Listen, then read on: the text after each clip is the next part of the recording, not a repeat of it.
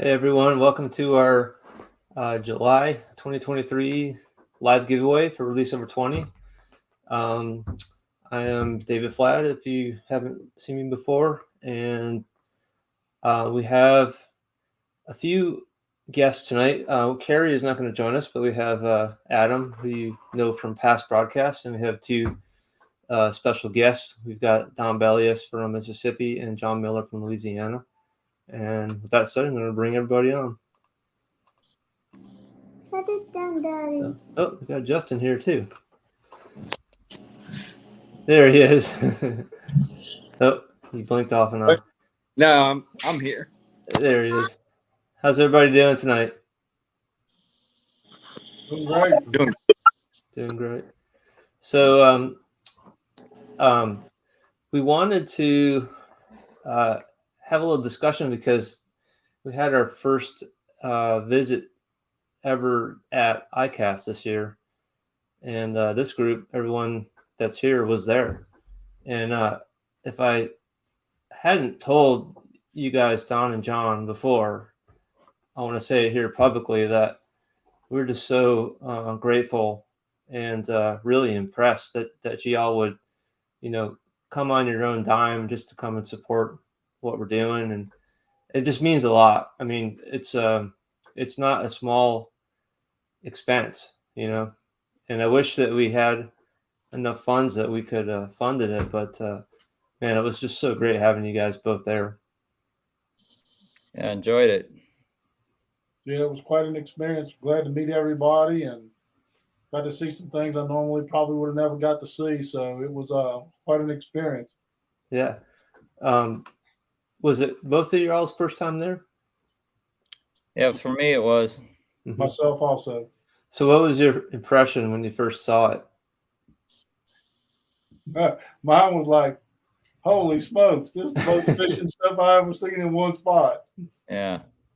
I was impressed that there was enough money in the industry to put on a really good show, because I'm used to going to other industry conferences. So I was just happy to see that things looked healthy and exciting. Like there was a lot of excitement and buzz about fishing. Right. And so many new products, there's stuff coming out that you just don't even think about somebody doing for fishing. Mm-hmm. And they got just so many new technologies and new lures and new ways to fish and just a lot of new stuff. What do y'all think was like the most impressive thing you saw there? Well, I don't know about the most impressive, but one of the lures that showed up was for my article on the show on saltwater was the Nomad Designs, their Vertrex little. It's like they call it a vibing bait. It's a soft bait, but it's kind of like a lipless crankbait, but it's kind of for jigging. But I went to the Academy here in Baton Rouge, and there they were, a whole display of them after I got back from ICAST, and I bought one, took it out last weekend to a channel, and I was fishing the jetty along there, just hammered the trout on it. They just love that bait. So it was really cool to see it there, to talk to Nomad Designs about it, and then get a chance to go fish it on speckled trout. And there's other stuff. I mean, it eventually got taken off by a shark, but I got it on there. I kept it on there long enough to give it a good fair trial. Caught a lot of fish with it. What was it called again? Called the Vertrex, Vertrex it's a Vertrex swim, I think it's. Yeah, John, they had them at the Academy at my house too. I went and looked at them. Yeah. And I didn't buy that one. I bought the other one. It looks like it's a lipless crankbait kind of. It was like a 90 millimeter bait and looked really good. But I guess the thing that I really focused on a lot there was the trolling motors and the technology that Garmin has to connect to their trolling motor and this new move trolling motor that got a head about the size of your fist and puts out way more thrust than any other trolling motor just by the way they measure the thrust. So really quite impressive, that trolling motor. Yeah. So Justin has a Garmin, and Yeah, I as was y'all with know, Don. he runs in a river that's got rapids, and that thing impressed the hell out of me because he put that thing down and just holds steady. And how many knots current is that, Justin? Oh, I mean, I'm not good at the knots transition, but it would be, I mean, Miles at an least hour? like 3 mile an hour. Yeah. You know, on average. Like when you're in current though, you're probably moving. Yeah. Closer to 8. You know. Yeah, I think sometimes that you had that down when I was with you. It was way more than 3. Oh yeah, when the water's up for sure. I guess I'm Yeah. thinking more of like this time of year, and Yeah. more that Saluda current. But when early in the year, yeah, it's moving. It's probably closer to 10 mile an hour. Yeah. Mm-hmm. And then the connectivity between the Garmin Oh, plotters and the software and the connectivity and the things that it can do with the motor is just unbelievable. that was impressive. How they talked about the interconnectivity between power poles. What was it, Don? Was it power pole and Garmin? Power pole and Garmin and Their interconnectivity between, like, if it, what was it? If it moved or something, it would lift the power poles up and then readjust and then put you back down. It would do it all itself. I was like, what? We're running out of things to do as fishermen. Yeah, he Pretty told us. soon, you're just going to push a button and the fish are going to start flopping on your It'll deck. take you to the honey hole. It seems like it's going that way. Well, anyway, so for those, some people are probably wondering why. So why did we go to the expense of going there? So in my thought, we had 2 main goals, and one was just kind of raising the awareness of our brand in the fishing industry. A lot of people don't, like, if you're not a trout fisherman, you probably not that many people even know we're out there. And I think we've done a pretty impressive job even because of that. But a lot of people had, I think, just gone by our booth and sort of got an idea what we do. We talked to a lot of people going by, had really good discussions with people. And the other reason was to try to solicit more corporate sponsors so that we could have more variety and more items in our giveaways like the one we're doing tonight. And I think that went really well. We're still waiting to sort of close on some of those deals. We've got a few already in the bag, but we're kind of making follow-up calls and whatnot with the other people. But I think we had maybe 25 or 30 leads, something like that. You think? Yeah, at least that many, I would say. Yeah. Our goal was 15, so we probably doubled it, I think. So that being said, I'm just going to throw my little presentation up here. We already were talking about ICAST. That's what main thing I wanted to talk about. But the other new thing that we have to announce this month is we have a new state rep from Alabama, Captain Patrick Garmison. And thanks to Don for sort of lining this up. Patrick and I have had a few phone calls in the past. Obviously, we know him really well. He donated a trip to our Cast It Forward, and does, like, if you think about who is, like, what seems to me like one of the biggest leaders in conservation in Alabama, it's him, no question. I mean, besides probably some of the people that work, that's their full-time job, but as like a private individual, a charter captain, Patrick is just, he does so many things for conservation. You know, his charters are catch and release. He's got a huge sheep's head tournament that he sponsors that had a release over 20 category, 200 something sheep's head entered in it. we weren't able to capture those releases because of technology, but we're working on changing that for the future. And I posted on this page just one of the articles from his website, about keeping trout alive. It's just an example of kind of the things that he does, but he's really excited to be a part of it.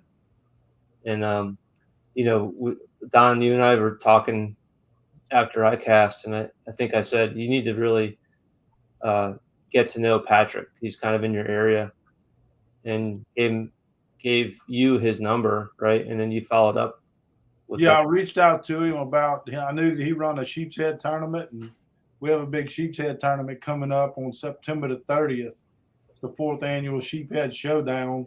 And I wanted to talk to him about maybe getting I'm going to have a booth at Release Over 20 booth at that show, and trying to feeling him out on how he run his tournament and how he did the sheephead, and get some ideas from him and try to maybe get a couple Release Over 20 fish in there.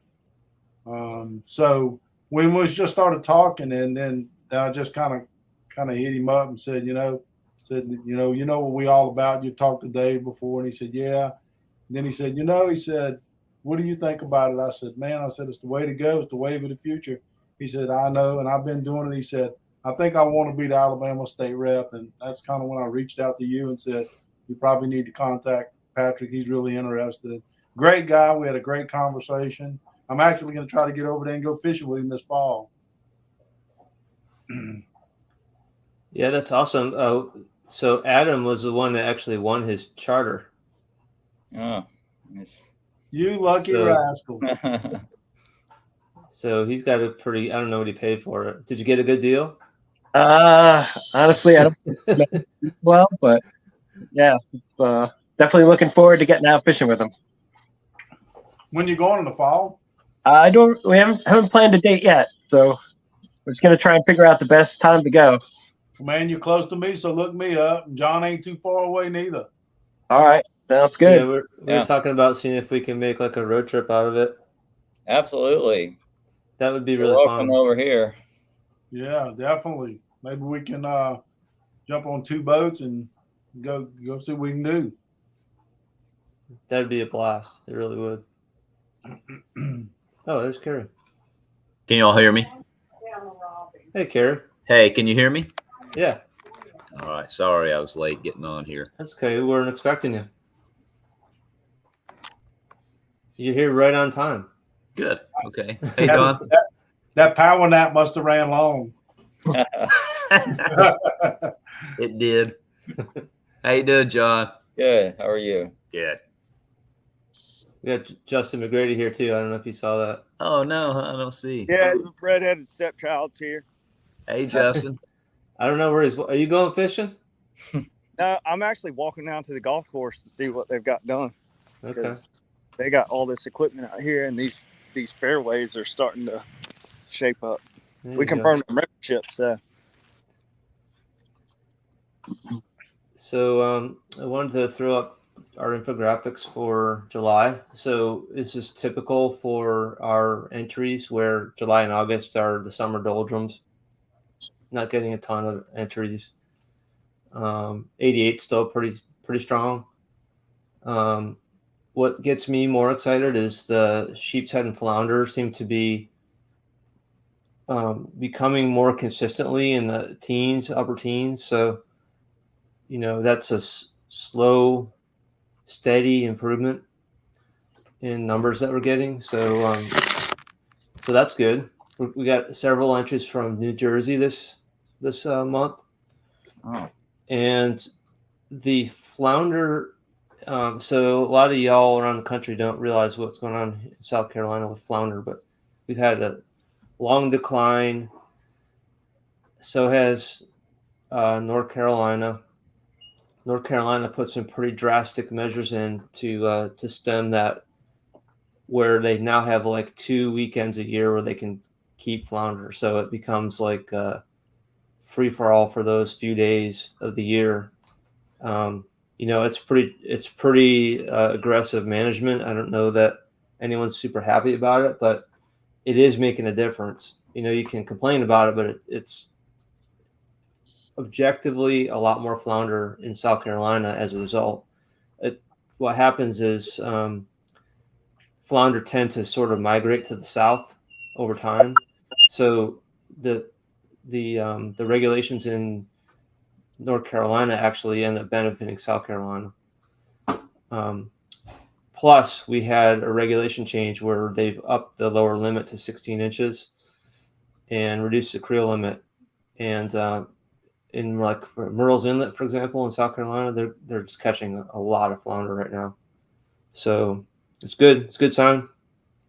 Hopefully that we have an abundance of flounder in the near future as a result. But anyway, a lot of those flounder you see there are from South Carolina, actually. Keith Nuttall from Virginia was our #1 angler with 6 released. And Florida was in the lead for releases this month, which is great. Love to see Florida up there. Our guide releases dominated by South Carolina guides, mostly flounders, which is pretty amazing to me.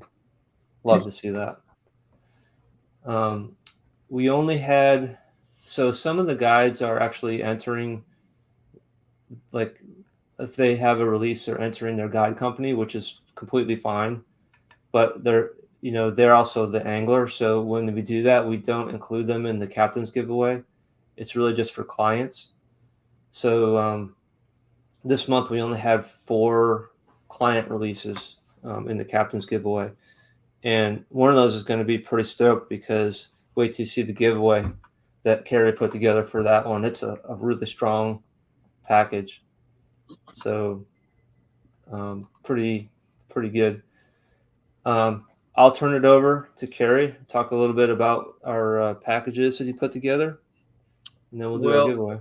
So because we had South Carolina gave us these 2 bags of just really good goodies, I just went ahead and did the flounder and the sheep's head giveaway with the South Carolina bags that we ended up just to go ahead and get them out of our inventory. But there were some good prizes there. I mean, they've got some.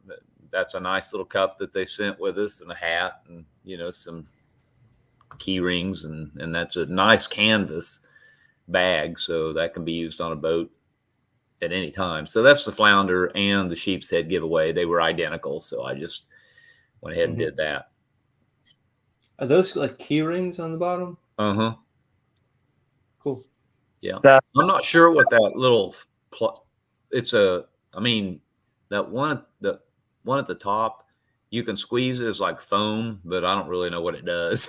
Okay. It doesn't have a flashlight in it, or it's just a little toy, I guess. That's the stress ball. Stress ball. That's a stress Is that ball. what it is? When you're sitting at your desk, you squeeze that thing. Okay.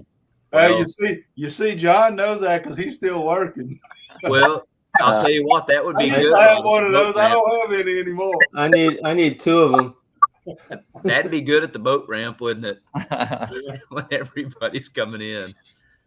Talking about flounders, they, over there where Patrick lives in Alabama, they just had a jubilee. I heard that, and it turned the water over, and they as a matter of fact, they showed a picture of a guy. He was leaving the beach, and he had a hay pitchfork, and every fork was full of flounder from the bottom to the top. Oh, wow. Jeez. So he got his limit of flounder.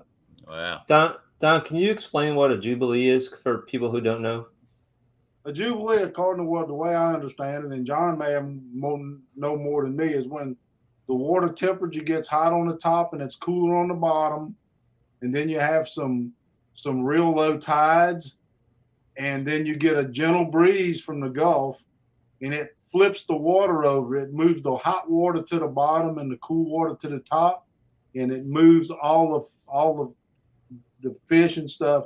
They try to go towards the shore, I guess looking for cooler water, and then they just stack up right there on the shoreline, and people just have a field day. Shrimp, crabs, flounder, all kind of fish.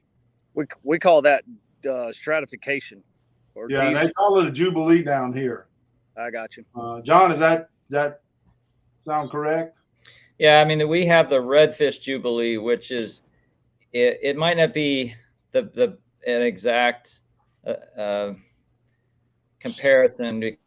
It's actually real cold weather, moving redfish into the warmer canals, and so they're almost like carp, carp spawning. They're just on top of each other, and then people stand on the banks and catch a gazillion redfish. Back in Missouri, we always, I mean, did you guys ever hear the expression "the lake's turning over"? Yeah. Okay, that's what. Yeah. Yeah, That's that was what the happens I was talking about. And the conditions have to be right. You have to have that little cool breeze coming off the Gulf to actually roll the water over. And I just learned this. I read about it here. Somebody posted what is a Jubilee on Facebook about a few days ago, and it was a whole thing and went through all the parameters, how it gets set up, and I read it. So that's why I knew the little bit I knew. Is there any like special regulations that happen when those happen, or it's probably they can't react fast enough to it? Yeah, I think that's what happens. It just happens so quick. It happens, and it don't last long. It may only last for a few hours, or maybe a day, or something like that, and then it dissipates. And we've had numerous ones, like maybe one a week apart or something like that. I guess the water mixes back together because it's like a thermocline layer, right? Yeah. Where they're chasing the oxygenated water. Right. And when it happens, our Department of Marine Resources is down there, because if you taking fish, you better have your fishing license, and you better not take more than what the legal limit is. You will get a ticket. Makes sense. Yeah. So they down there regulating, and when it happens, you just can't go down there with a wash tub and fill it up with flounder. You can have what the legal limit is, and that's it. Interesting. So the speckled trout, we're actually, I'm kind of in the process of moving, the inventory over to Christina to take care of. So I'm just trying to kind of get things out of there. This is the trout giveaway, and it's pretty nice. Mud Minnow's been really generous with us to give us gators and caps, and he's a good guy too. But we've got the Rayos sunglasses, and these are horrible pictures because I took them on the back of my truck as I got them out of the storage unit. I was so darn busy. But anyway, just kind of the same Slam Series slick lure. Got a mirror lure, which David, that box of stuff that you got from Mirror Lure is just unbelievable. Yeah, so people, I don't know if I even published that as a group, but we met with Eric Bachnick at ICAST. And he just said, "Are you ready for more stuff?" And I said, "Yeah, we're getting a little bit low." He said, "Well, give me a week, send me an email, and I'll send a box right out. No questions asked." And so that's what I did, and that's exactly what he did. And we already have this giant box of Mirror Lure products to keep us going for probably another year or two.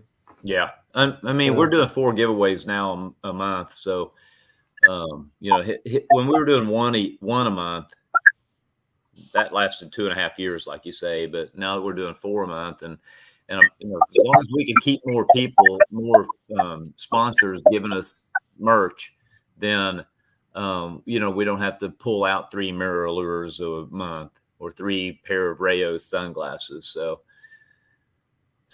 well,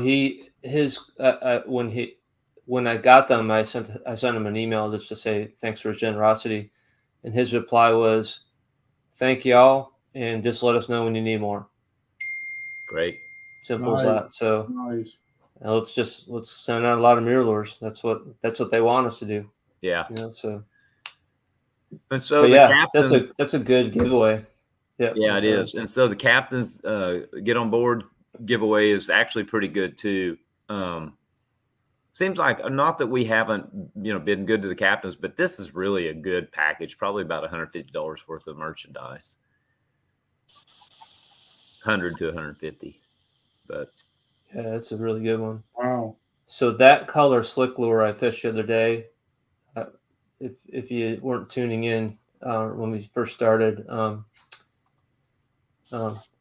hey, Joey Cates in the house. How you doing, Joey? Joey's Brownwater Banter podcast is a sponsor of the show. yeah, And I hadn't spoke to Joey in a while. I was on their podcast a while back.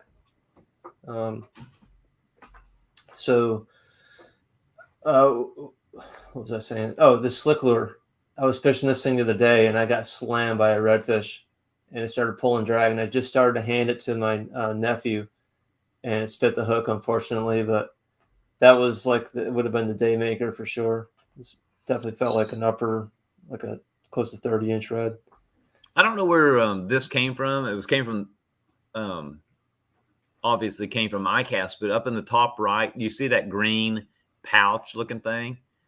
Mm-hmm. I don't know where that came from, but it's actually for holding your license, and it's got a lanyard on your neck. So if you're wade fishing or something, it keeps everything dry, and it's right there. So That's cool. yeah. Nice. Adam, are you in Asheville or something? No, I'm in Charleston. Okay, looks like you got a whole bunch of mountain trees behind you or something. All right. Got the shrubs. All right, let's do some giveaway action here. I'm just sharing my screen. What you doing? All right. Let's start with let's do it in order. So I think the first one was the sheep's head.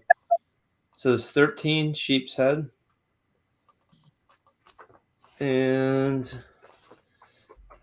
how we always do this, we roll 3 times, third time's the winner. So first roll is 4, second is 9, and the winner is 2, which is Chris Alexander from South Carolina.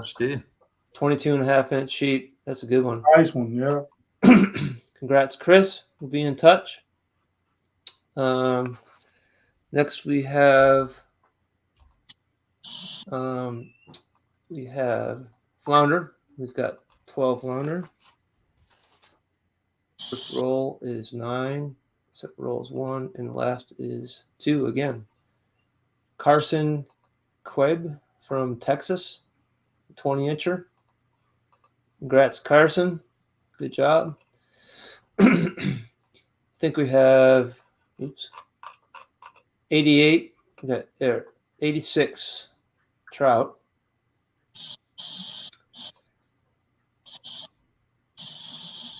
The big oops. First roll is 61, 20, and the winner is 17.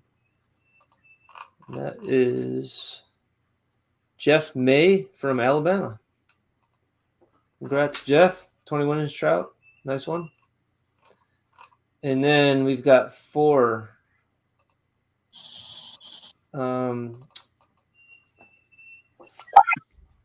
4 for the get on board. First roll is 4, second 3, and the winner is 3. Evan Wheeler from Florida. Evan just became a guide, so he's really stoked. His client was Tyler Cornwall with a 23.5-inch trout. Nice. So congrats. So we got Florida, South Carolina, Texas, and Alabama. 4 different states. That's pretty cool. So congrats to all the winners. We'll be in touch about your winnings. And yeah, so like I said, a little bit summer doldrums. You're welcome, Jeff.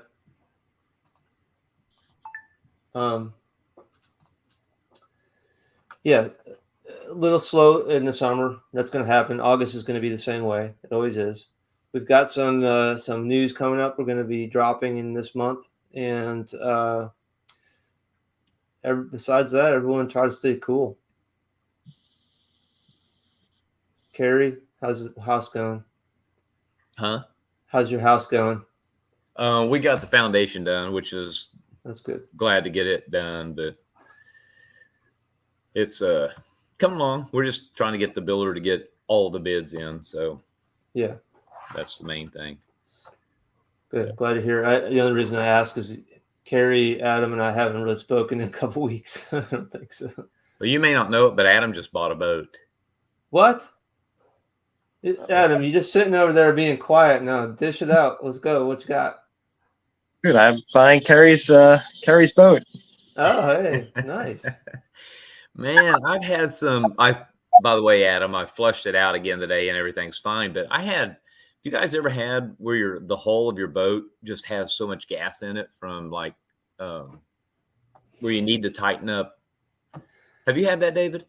Adam, run. Yeah.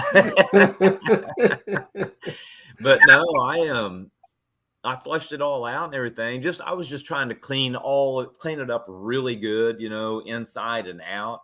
And when I started power washing the inside, just like up against where the foam and everything is, man, it just started smelling real gassy. So I've flushed it out about 5 times, and even called a guy down the road and who has a business with boats doing, so I didn't know what was going on, but a friend of mine said, open up that little puck, underneath the captain's seat and tighten everything. He said those things take a beating, and, you might have had a little bit of a leak or something. So I tightened all that stuff up, and That's probably what happened. I had a similar thing happen with my boat not long after I bought it, and just whoever did the fuel connections didn't tighten them all the way. okay. Well, So I brought it back there, so. and they took care of it, and hasn't had a problem ever since. Yeah. Yeah. But also, when you put gas in it, you shouldn't put it in the rod holder. No, I've heard that. Yeah. Yeah, that makes the difference. I've never done that, but I don't want anybody to think that David's saying I have. I have heard stories of that, though. Well, I don't want to hold y'all up any longer, but thanks everyone for tuning in. All right. Good seeing you guys. We'll be back end of next month. All right. And, Thanks, everybody. yeah, have a good night, okay? All right. All right, See talk to you you. later. Bye-bye. Bye. Bye-bye.